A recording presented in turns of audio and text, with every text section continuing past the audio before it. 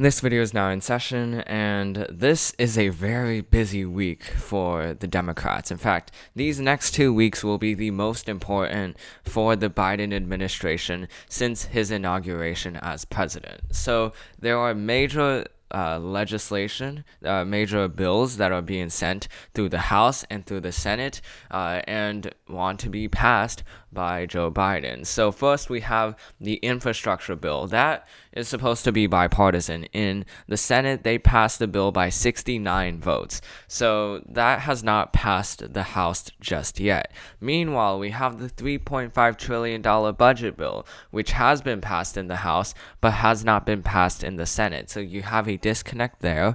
And those two packages are crucial for the agenda of Joe Biden because those are the major things that he has to campaign on come 2022. Currently, when we're looking at 2022, the only thing that Democrats have is COVID-19 relief. That's it. There's not really much else.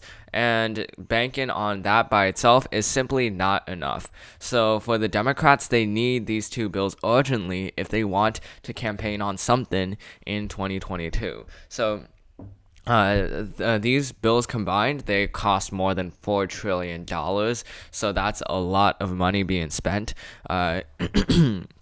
By Washington, and that's the reason why we're seeing such a grind by Nancy Pelosi and the Washingtonian Democrats. It's because some Democrats like Joe Manchin and Kyrsten Sinema believe that $3.5 trillion is just too much and that the budget has to be pared back a little bit. And then you have progressives like Bernie Sanders, like the Squad, who say that the $3.5 trillion number should be the floor of what a spending package should look like. It should be at least $3.5 trillion. So you can see here there's already a disconnect between the progressives and the moderates. And this is where we're starting to see divides pop up in Washington. For a long time, Democrats have been divided between moderate and progressive lines, but we haven't really seen that until Afghanistan, because part of that was just Biden trying to flex his muscles in passing a bill, and many people kind of recognized that COVID-19 was urgent and that a bill had to be passed. But now we're talking about bills that look more towards the long-term future rather than the short-term future. So So passing both of these bills is a lot harder because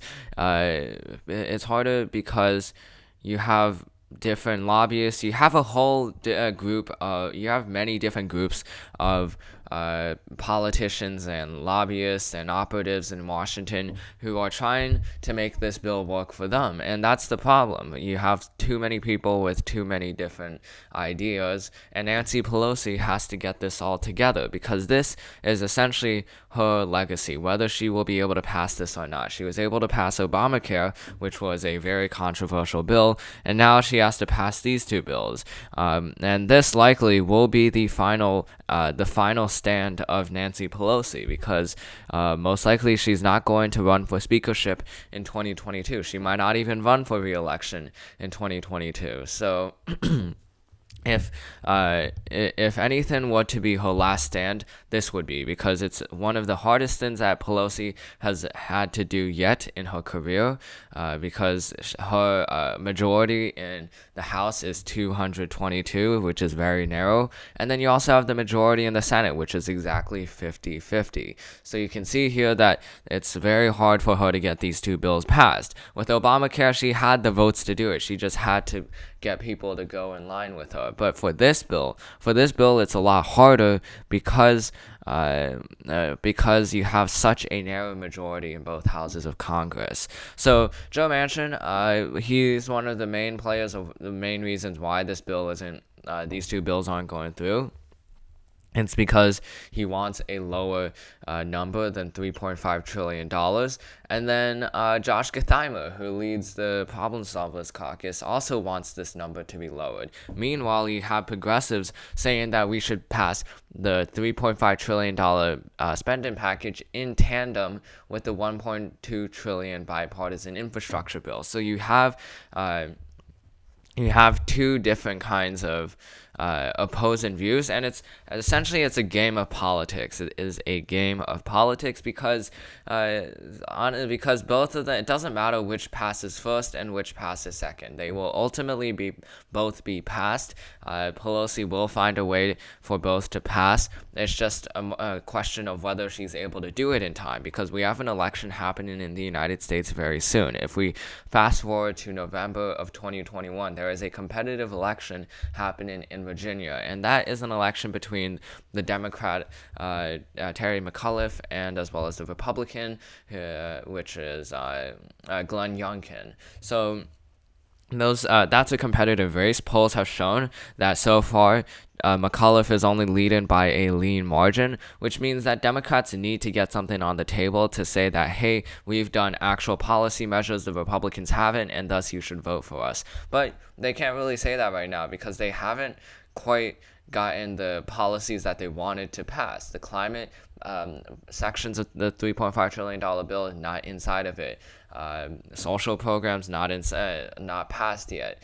And the $1.2 trillion infrastructure package, which would help with a lot of Virginia's trafficked highways, that's also not being passed right now. So especially this $1.2 trillion bill. This is very important for the Virginia gubernatorial race for the Democrats, because they need because in Virginia there's a lot of infrastructure problems. If we look at the highways, there's constant traffic, and while money has been spent to kind of upgrade those highways, there's still a lot of work that needs to be done along the Washington-Richmond area corridor, because really the only functional way is through the only reliable way to get through there is by road. A train doesn't really work that well. Flying is not convenient. So yeah, there needs to be a fix there. But for that to happen, the $1.2 trillion infrastructure package has to be passed. But right now it isn't, which is why right now this week of September and most likely next week will be the most important weeks of Joe Biden's first year in office. If he doesn't get this passed in time, if he doesn't get this passed by either if he doesn't get this passed by